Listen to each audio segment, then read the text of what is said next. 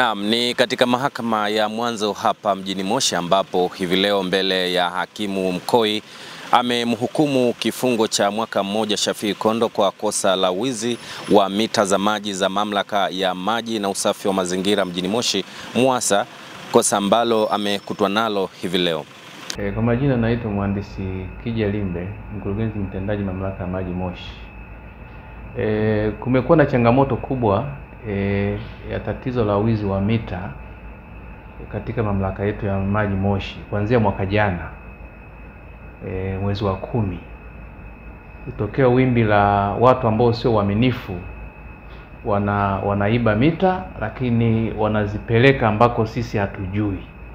Na kwa kipindi chote hicho mpaka kufikia sasa ni jumla ya mita 211 zimeibiwa zenye thamani ya milioni 22.5. Sasa changamoto hii imekuwa ikijitokeza, wanaiba alafu wakati fulani wanastopisha. Mkifanya ufuatiliaji wanastopisha. Lakini sisi kama taasisi tumejaribu kufanya jitihada za kuwakamata hawa wezi wa mita, na kwa bahati nzuri tuliwakamata. Mmoja tumemkamata na hatua zilizofikiwa, amehukumiwa mwaka mmoja. Tulimpeleka mahakamani na amehukumiwa mwaka mmoja jela kwenda kutumikia. Lakini bado tunaendelea kusaka wengine ambao wanahujumu hii miundombinu ya maji ambayo serikali inawekeza kwa gharama kubwa. Na changamoto hii kwa kweli ikiendelea na ikiachwa ikiendelea, maana yake inaleta adha kubwa sana kwa wananchi. Kwanza wananchi wanapokuwa mita zimeibiwa wanakosa huduma ya maji. Hiyo ni moja. Lakini pili, wale watu wanavyoiba zile mita wanaondoa zile mita, wanaacha maji yakimwagika. Kwa hiyo mwisho wa siku maji yanapotea. Kwa hiyo ndio maana sisi kama taasisi tumewekeza zaidi kuhakikisha kama tunawakamata au waharibifu wote wanaoiba hizi mita. Na sasa tumeanza kwa huyu ambaye tayari ameshahukumiwa mwaka mmoja, na hii liwe fundisho kwa watu wengine. Na sisi maana yake sasa hivi tuongeza nguvu zaidi kuelekeza kwenye maeneo ambayo bado wanaendelea kuiba hizo mita.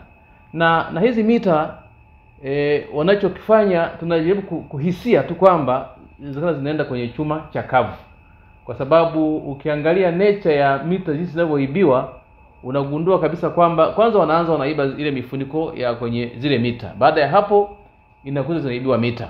Sasa mwisho wa siku tunaanza kuhisia kwamba zinaenda kwenye chuma chakavu.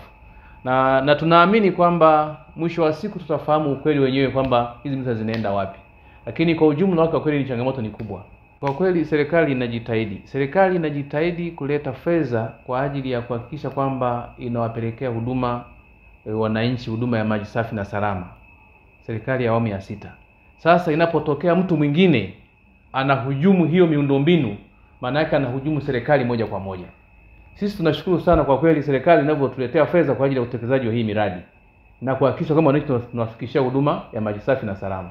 Wito wangu kwa kweli kwa hawa ambao wanafanya hizi shughuli za kuiba mita, kujishughulisha na wizi wa mita, sababu ninachoamini kwamba ni vijana ambao hawana kazi ndio wanafanya hizi shughuli. Kwa mtu ambaye mwenye kazi yake, sidhani kama unaweza kashawishika kuiba mita. Sasa wito wangu ili jambo waliache kwa sababu sisi tuko site.